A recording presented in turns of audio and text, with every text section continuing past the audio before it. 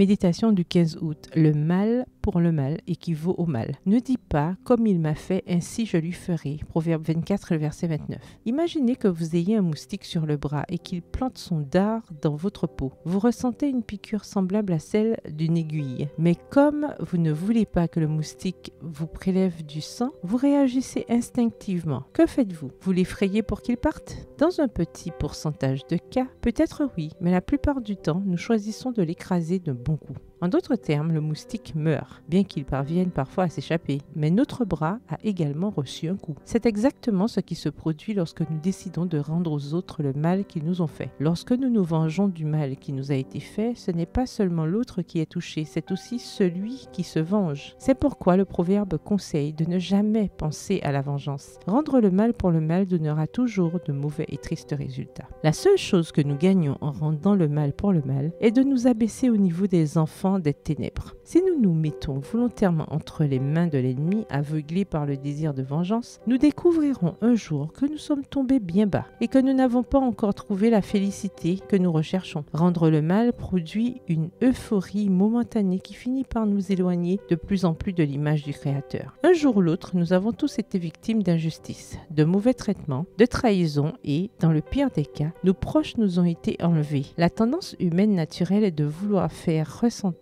aux autres la douleur que nous éprouvons. Mais la présence de Jésus dans nos vies est la seule chose qui puisse nous donner la paix et nous enlever ce désir de vengeance. Nous voyons la règle d'or appliquée avec la plus grande ampleur à toute l'humanité incarnée dans celui-là même qu'il a promulgué, dans les bras ouverts de celui qui, tandis qu'on lui donnait la mort, donnait la vie. Cher ami, si vous avez longtemps nourri un sentiment néfaste dans votre cœur, je vous invite aujourd'hui, au nom de Jésus, à vous en libérer afin que vous puissiez jouir de la plénitude de la vie. PS, heureuse sans me venger. Bonne journée, que l'Éternel vous bénisse.